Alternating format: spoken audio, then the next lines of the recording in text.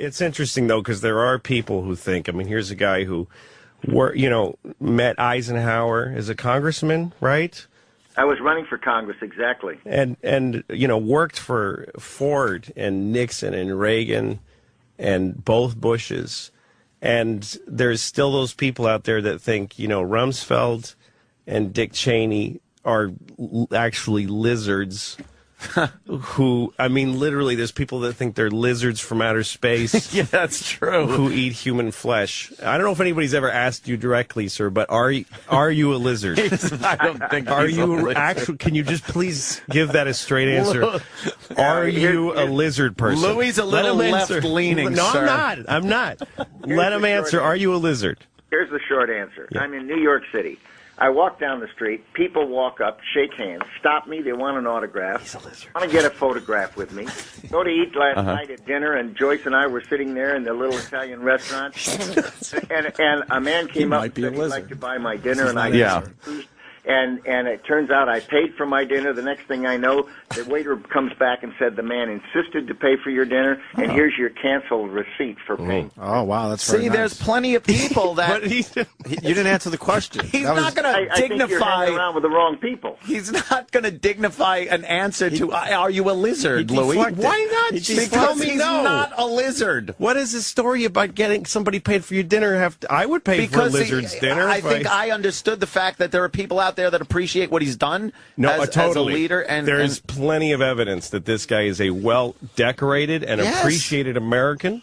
And he has more credibility than almost anybody. Exactly. But I just want to know if he's a lizard. He's not a lizard. Stop it. I want to apologize, Mr. Rumsfeld. Louis C.K. is a stand-up comedian, and I do not share his ideology one iota. Matter of fact, we're meeting him for the first time. We don't even really know him. So we apologize. Exactly. It's usually just me and Anthony. But we said, what the hell, we'll try out this local comedy. Mr. Rumsfeld, I want to ask you a little bit about the situation that's going on now in the Middle East. You are an envoy to the Middle East. What do you see happening there?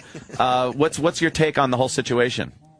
Well, I think what's happening is that we had good relations with many of the governments in there, in that region, and it was contributing to a stable situation with respect to the generally hostile attitude towards Israel, because an important country like Egypt had a peace treaty with Israel, and that was a valuable thing that Saddam did and Mubarak stuck with. The problem is that those countries did not move towards freer political systems and freer economic systems as rapidly as they should have, and the people are looking for opportunities. Very large populations that are young, and they don't have jobs, and they don't see opportunities, and they look around the world on television or Facebook or something, and they see other countries where people are doing well, and they become dissatisfied. So you have these kinds of turmoil and popular revolutions. Now, the problem is that, take Lebanon, for example, there was a popular revolution. Yeah, the Hamas wound up... Hezbollah ended up taking over, and a terrorist organization and repressive. Right. The same thing in Iran. Now, isn't that a worry? Like, especially when you have a revolution, as they did in Egypt, not a revolution, but protest, whatever you want to call it. The guy's gone without having another guy to put in there. Isn't there a worry as America as to who's going to be there and what kind of government's going to be in place? Absolutely. Everyone ought to be concerned, not just our country, but Europe and Israel and the neighboring countries. If the problem is that you can have a popular protest and revolution, and the winner is not the people that are looking for greater opportunity. The winner often is a minority group that is very disciplined, very well organized, and very vicious, like Hezbollah in Lebanon, or like the Ayatollahs in Iran. Yeah. So you could get the Muslim Brotherhood. Oh, that doesn't sound good. Radical extremists. Exactly. Over Egypt, which would be terribly dangerous. Absolutely. Listen, and these are great questions, Anthony, and they're questions that Mr. Rumsfeld is going to answer better than almost anybody in the world. Yeah. But I still want to know if he's a lizard. And if he is, stop it. If he's tasted human flesh. No, stop. I just want to know. Mr. Rumsfeld, again, I want to apologize for Louis C.K. He's a stand-up comedian. He's playing at the Borgata. It's a legitimate. Look, if he's a lizard who has eaten people, don't encourage him. It'll just make him worse. See, I will stop the second I get a denial. I'll stop asking. Tell Louis that my grandchildren are listening. See? Well, listen, they have a right to know, too. No, he's not a lizard, and he's not tasted human flesh. But you're answering. That's easy for you to say. I can answer because I know the guy is a great American, a great patriot. Yes, I totally agree with that. He's done great things for this country. And yes, Anthony. Is he a lizard? Is Dick Cheney a lizard? No, they're not. They are people. Any Mexican babies? Have they eaten any human beings? Stop it. Stop it. I know. Mr. Rumsfeld, I apologize. Louis C.K. I paid for this microphone, mister. He's trying I want to be an answer. Funny. I don't understand it. Where do you see the where do you see the 2012 elections going? Do you see the Republicans taking the White House again? And who do you see as maybe a good front runner for the Republicans? You know, I don't think there is one. I think it's one of those rare times when there's not an incumbent president running and there's not a vice president running and there's not an obvious person. And I think what we ought to do is watch them run around the track a while and see how they handle things. It's a tough job, as President Obama is finding out. It's a lot easier to campaign than exactly. It is and so I think we ought to watch all these candidates. There's some terrific ones running, and I think some of them have executive experience. Some of them have a lot of legislative experience. And see how they handle. Because what's going to happen is they're going to get asked tough questions. They're going to get put in difficult positions. And we're going to then be able to see how their brains work, how they react, how they handle things, what kind of people they recruit for their campaign team, how effective they are in organizing. And all of those are attributes that are helpful for a president. Before the Lizard Council meets and decides who to appoint. The Lizard Council doesn't appoint a president, and he's not part of the Lizard Council. If they do, don't you want to know? No. Don't you at least want to give him a chance to say, no, I'm not a lizard? I don't want to picture Donald Rumsfeld on the other end of this phone listening to you asking with red lizard questions. eyes. No, he's not with Mr. Rumsfeld. Again, with the 2012 elections, wouldn't it be good to, and I always wonder why this doesn't happen sooner, to start really grooming a good candidate now? They always seem, the Republicans always seem to wait till the last minute to really kind of get together and get a candidate there, a viable candidate that could take on a Democrat, especially an incumbent. Well, I think that's true of both political parties. If you think back to the Democratic primary that Mr. Obama won, and I think the reason for that is there's no senior council of leading Democrats or leading Republicans who can go into a smoke-filled room and start grooming somebody. It's the American people and the parties, the people of each party that end up picking these candidates. But it does seem like it would be a lot more advantageous, especially for the party, if they would kind of work together instead of everybody trying to get their piece of the presidency, to just work together and get a candidate, a viable candidate to run that would really have a shot at winning. Well, and of course, a primary process can produce a mistake, and you could end up with a candidate who's not very good. Exactly, and I don't think we want to see that. I definitely don't want to see another 4 years of Barack Obama. No, I know. That's for sure. Incumbents, often get reelected, and I think the Republicans are going to have to be careful not to overreach and to manage their affairs in a way that are responsible, and yet address what the American people really care about. And my goodness, this administration has served up a number of targets.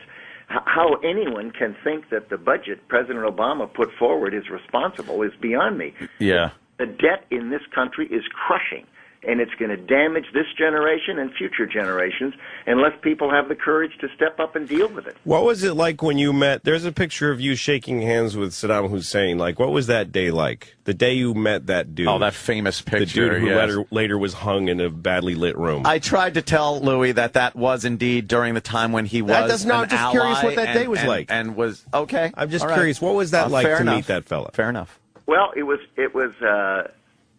I was in Baghdad at the request of President Reagan, and I kind of describe this in my book.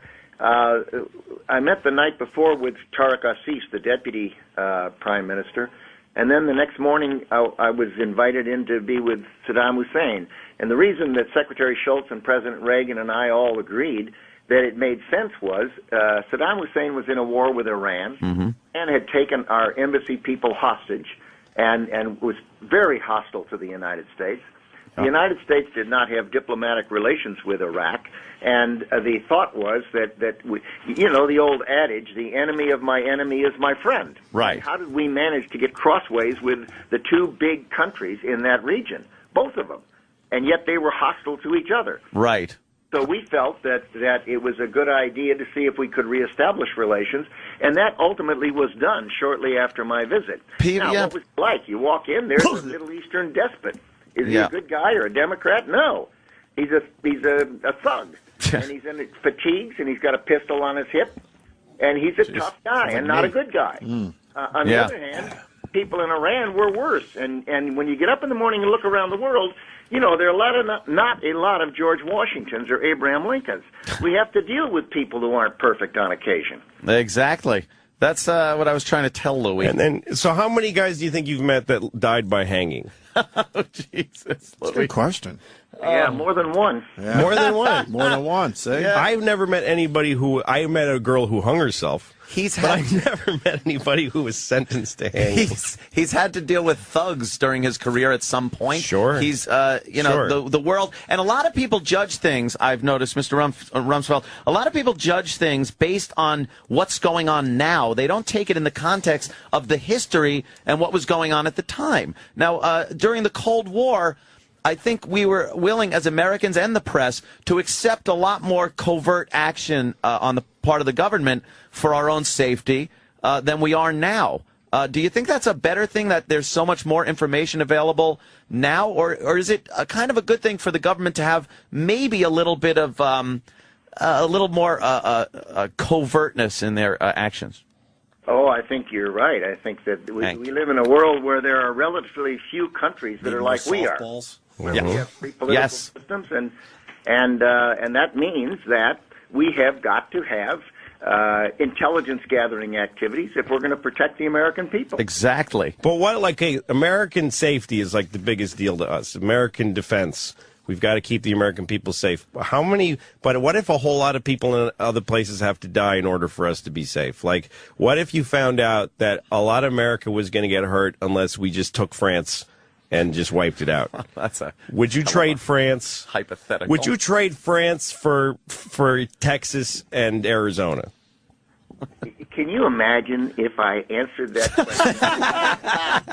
Thank you. What the news lead would be?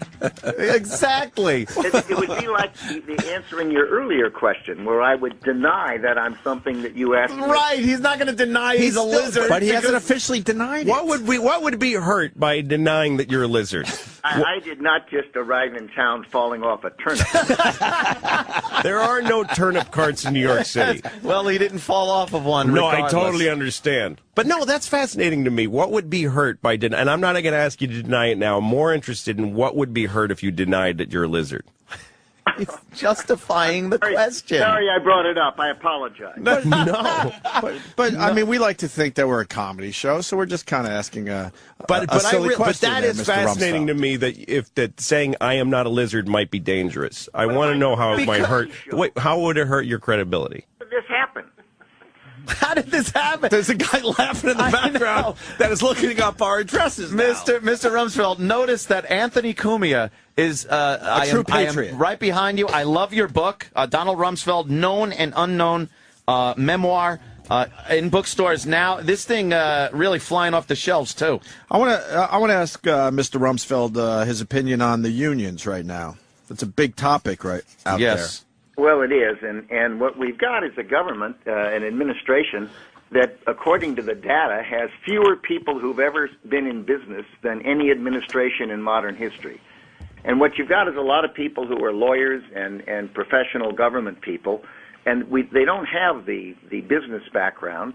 They have very close connections to the unions, and I'm terribly worried about the way that our trade relations are going around the country. The president and the administration have been responding to pressure from the unions with respect to the trade deal with South Korea, the trade agreement with Colombia. Here's Colombia, an important country in our hemisphere, and we've been stiffing them we're missing what's going on in the world. Mm-hmm. In Asia, there are all kinds of trade agreements, and the United States is absent without leave. We're not engaged in doing it. Mm-hmm. And I think the answer is it's because of the unions.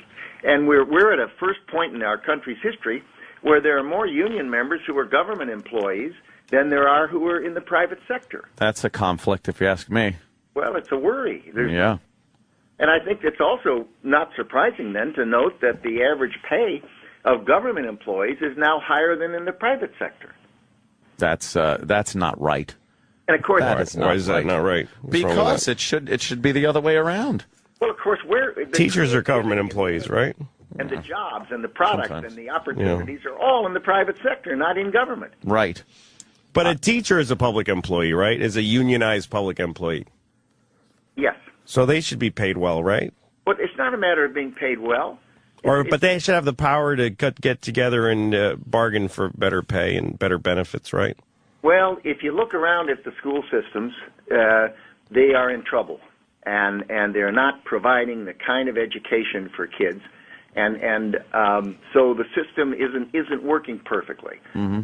My wife Joyce started the Chicago Foundation for Education because the Chicago school system was described as the worst school system in America 25 years ago. Wow. And here's a great city, a wonderful city, and it had a school system that the Secretary of Education labeled the worst. Now, why is that? It isn't because people are bad. It's because the process isn't working. There wasn't any choice. People didn't have a choice. They paid their taxes, and they had to go to school in their neighborhood, and they didn't have choice. I'm a Milton Friedman fan. I think giving school vouchers so that parents and kids can make those choices, and pretty soon the schools that nobody wants to choose have to disappear, and the schools where people want to go succeed because they get a good education, they prosper. Yeah, but American public schools used to be great, and now they're not. So for years and years, they did well without vouchers and charter schools, and then all of a sudden, money got taken out of those systems, and now they're suffering. And then the people that took the money out point at the system and go, "Ha, you suck because I took your money away." So now we're gonna. So what happened? Why did they work before? I don't think that's the case. What you just said. I don't think that the reason the schools are not doing well today is because the money's not there. I think that you look at the average price that we're paying per student or per school, and it's quite high. It just isn't producing the kind of results that a more competitive system would. Mm-hmm. How come it worked before, though? When it was simpler, most people went to public schools, and you could just go walk down to your public school and get a great education. Like, how come there's a decline when it was working without the competition? I think probably it was a result of the fact that we were more of a rural country. We had much more parental involvement. There was more smaller elements, and then as we became more of an urbanized country, there was more distance between parents and the schools, more distance between government in the schools, and they just deteriorate. And teaching the basics of what people need to know instead of a lot of political correct gibberish really? You think that that's are in the schools now.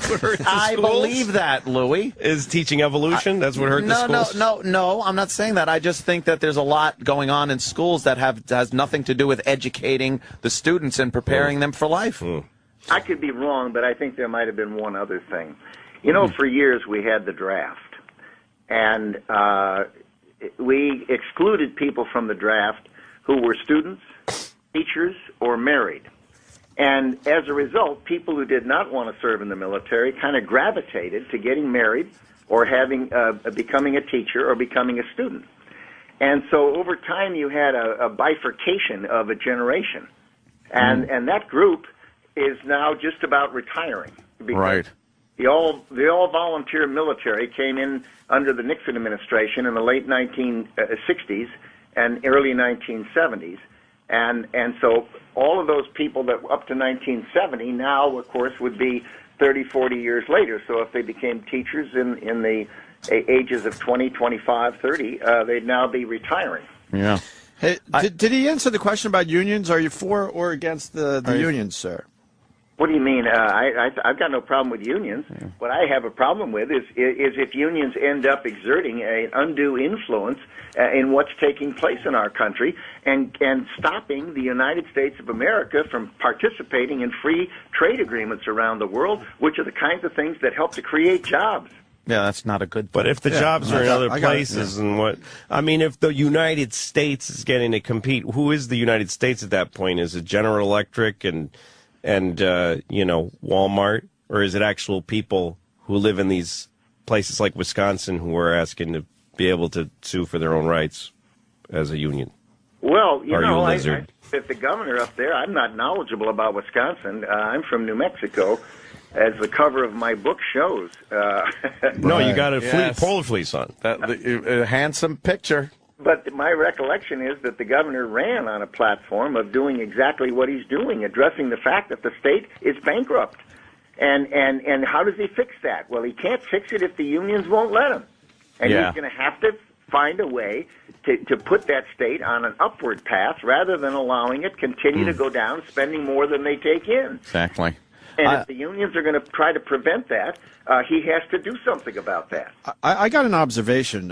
You sound just like Dr. Demento. What? Dr. Demento. Someone's going to appreciate that out there. Why, somebody? The Funny Five. The guy used to do the funny radio thing. Yes, you got the exact same voice. Well, he's got a very distinctive voice. I know you could always tell Donald Rumsfeld when he was on TV, right. Even from the other room. You have a very strong, distinct voice. I have a couple of questions just out of curiosity I want to ask you. Observation.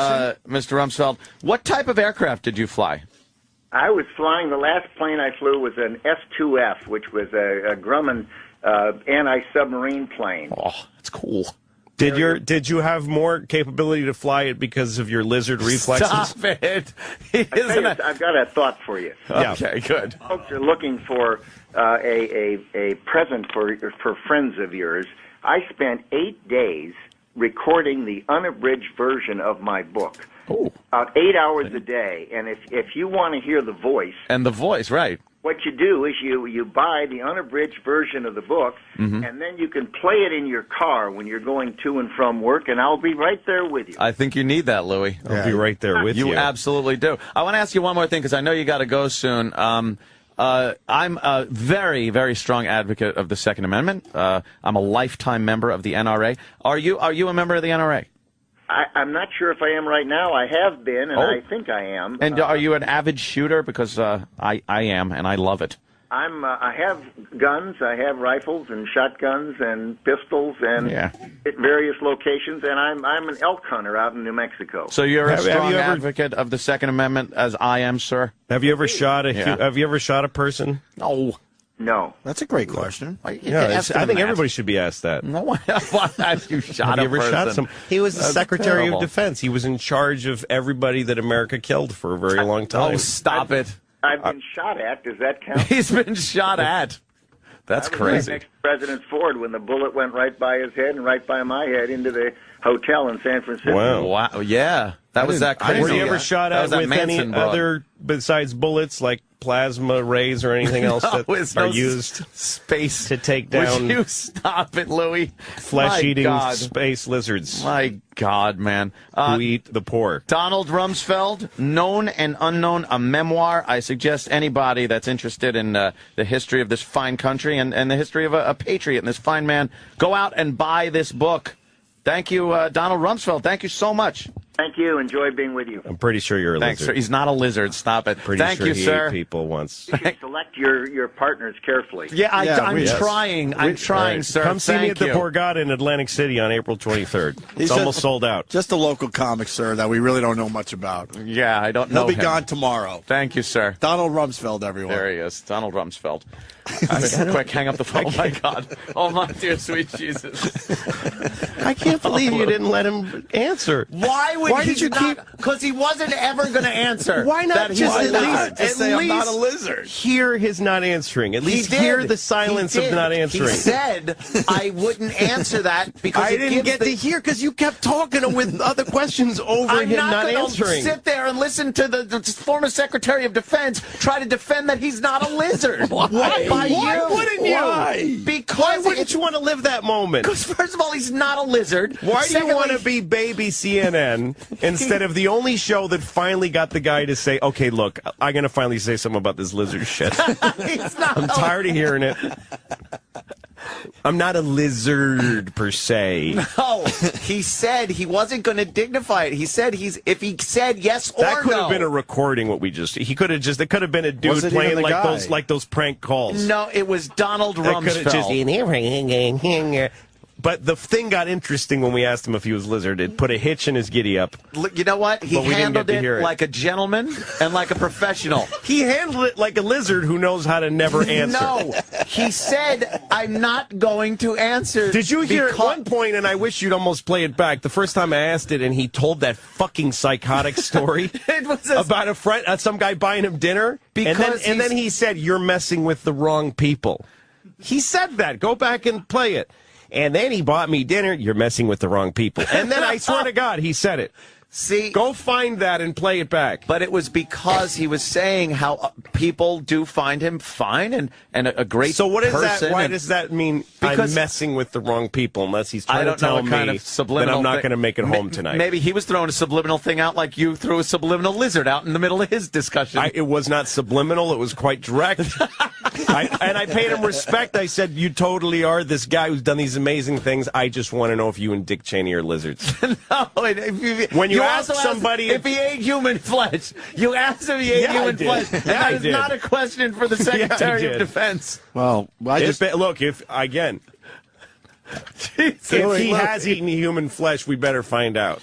If he is a lizard, we better know because he's coming back. If he ate Mexican babies, you asked Donald Rumsfeld if he ate Mexican babies. If I was in his position, I would be I'd be happy for the opportunity to acquit myself on that. Come on, that issue. The guy doesn't have to. What the fuck is it hurt a person to say no? I am not a lizard. No, I haven't eaten a Mexican baby. Because then somebody in the press can write, when asked if he was a lizard, Donald Rumsfeld replied... Told a story about the guy buying him dinner.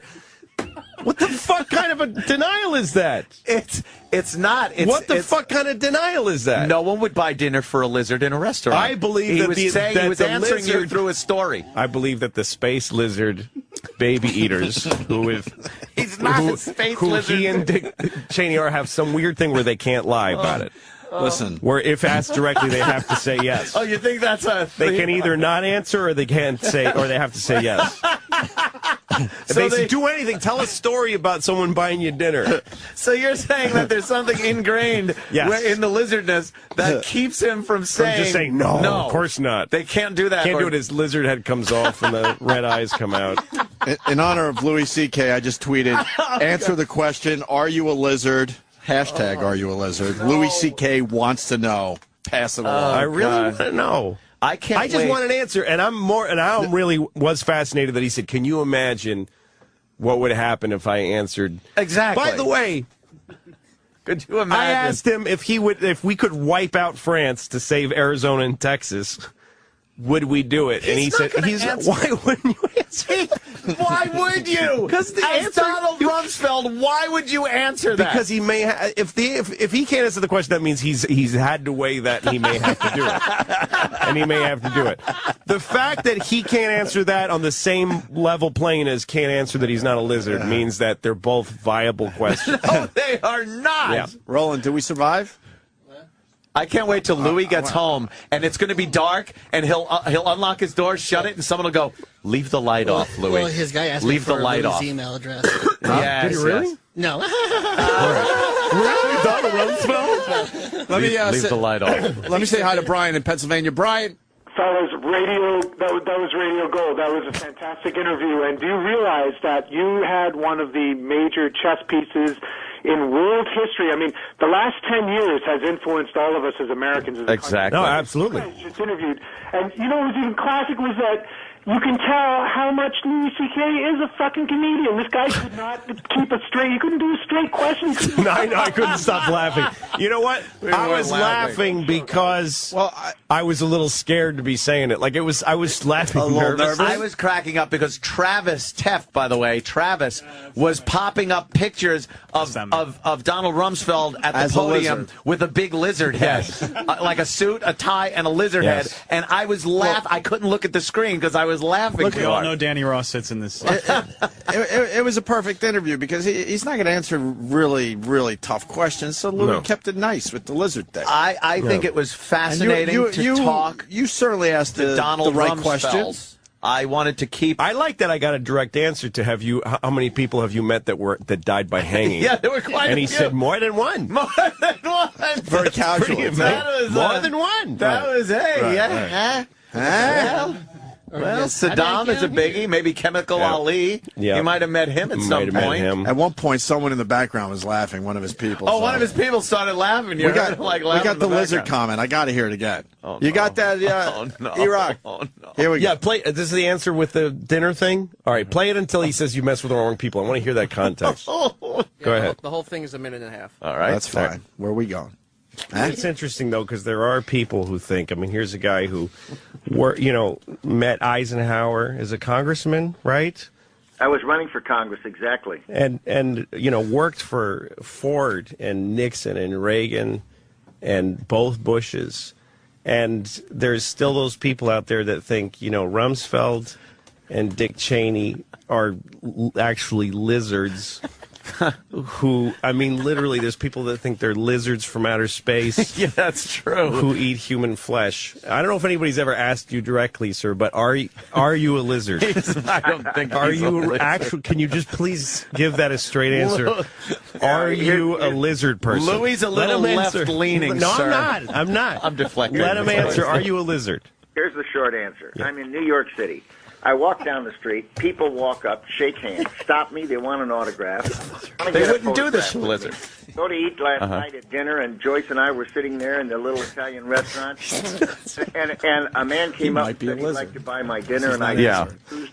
And it turns out I paid for my dinner. The next thing I know, the waiter comes back and said the man insisted to pay for your dinner, and here's your canceled receipt for paying. Oh, wow, that's very nice. There's plenty of people that... you didn't answer the question. He's not going to dignify... I think you're hanging around with the wrong people. He's not going to dignify an answer to, are you Stop a it lizard? there. Stop it there.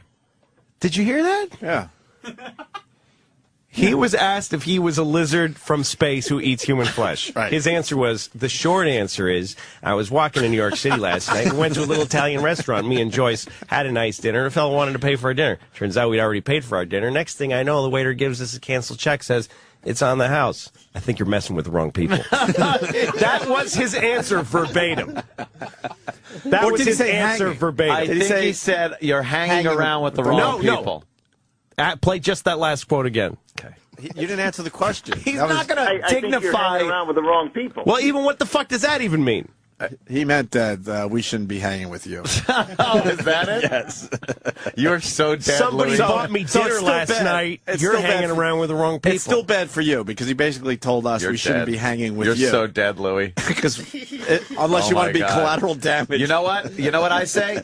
Go see Louis C.K. at the Borgata. I don't think he makes it to April 23rd. April 23rd. You know Come watch me be assassinated live like Malcolm X. Come watch a fucking patsy whose kid is in a cellar being beaten. A patsy. Shoot me in the fucking head in front of the Atlantic City fucking half-awake gamblers. They're going to walk you through the kitchen like Bobby. In front of a bunch of comped Chinese guys just gonna flew in on jets. Your head's going to vaporize. Yeah. The point is still lizard. See, the reason why I asked him, because when I with the wrong watched people. Rumsfeld is that when I saw him do those press conferences, I always thought if somebody asked him something like that, are you a lizard that eats human flesh? He'd go, yes, I am. Next question. And it would be like, now we know, but who cares? They have too much power for anybody to do anything. He's an unelected official. He's a dangerous man. He never has been. He ran for Congress once. Otherwise, he's never been fucking dangerous people that have been elected. He was. Sure. He's a great man. Sure. Yeah. Donald Rumsfeld, great man. That's what I say. That's my take on him. Look at his fucking face. He's a handsome man. That is an easy mask to zip on and off. Look I've at the ever back. seen one. He's not zipping it. You think he's zipping it over his lizard head? Every few years, they update it so he ages. They got a guy that they fucking took hostage from Lucasfilm, from the Lucas Ranch. Industrial Lights and Magic. Yeah. When does he go back to him. being a lizard? What's that? When does he just go back to being a And lizard? he goes home. He's probably fucking sitting there as a lizard talking to us right now. On the phone, he's sitting. I am not going to answer that question. Do you think he's just sitting there as a lizard with his little fucking green legs crossed? Because he didn't have to be in public today. That's right. And his tail. The guy laughing, if you probably play it back, you'll hear a lizard. He left. The guy in the background. Yeah, he's playing with his tail. Whatever lizards do when they're Twirling on the phone. his tail on the phone, not even answering your Yeah, I'm not question. going to answer that. Get his phone. He's not a lizard. You are so You're hanging dead. around with the wrong people. Hanging around with the wrong people. What kind of fucking answer was that? I don't understand it. Here's the short It's almost answer. like if you ask a computer a question that gets underneath its program, and it comes back gibberish. It doesn't know what Like, it is. that's how to find out somebody's a robot. You're talking to them, and all of a sudden you say to them, like, lemonade dog sauce, and they go, 5, 6, 7, 8, 9, 12, 12, 12, 12, 12, 12. That's what that was like. That's how Kirk used to get the androids all the time. I'm telling you what happened. I'm going to tell you what happened. All right. He is a lizard who presses these buttons to answer questions. Like, he's got a bodysuit that goes on when he does press conferences Right. that he runs ergonomically. Okay. But when he's a lizard with his body off, he can't talk, so he just uses this button. It's like a soundboard. Like your fucking like soundboard. a sound machine or something. Yeah, No shit. that kind of. He's got Okay. a Rumsfeld loaded one of those. Okay. And I said, "Are you a lizard?" And he went, "Oh fuck!" And he fumbled and he hit the "tell the story about dinner" button. he tell the story, that nice story button. Like when we hit the wrong they effect ask, sometimes. he has a button. He had that loaded for like, "Have you enjoyed your time in New York?" Yeah. So what have you been doing in New York? Are you a lizard that eats flesh? Oh fuck! Well, I went to a dinner. Shit. Here's a short of it. I was, and he's like, I can't just stop it now. No, he has to listen. I Yeah, he can't stop it. I gotta let it roll. Yes. So yeah, let the whole dinner story. That's what happened. I'm telling you. Oh fuck, Louie. God damn, man. That was one for the ages right there. He's not a lizard, I don't Be think. careful. But if he is, Be careful what you eat in the coming days there, Lo. Yeah. Oh, you're gonna Be get careful. some fucking ricin stuck in your I'm side. gonna only eat figs like Caesar Augustus. Fucking lived on figs till his wife painted poison on him.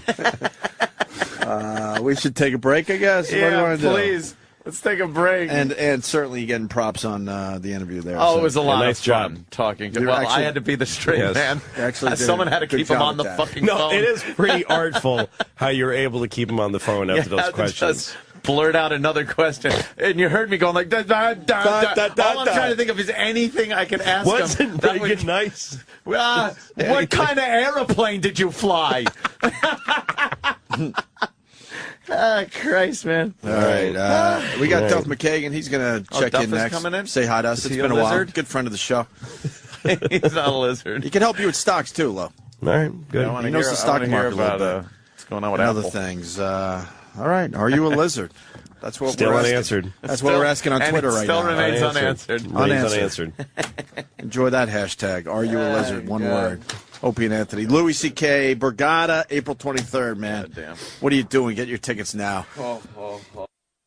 You didn't answer the question. He's That was- not going I to think you're dignify. hanging around with the wrong people.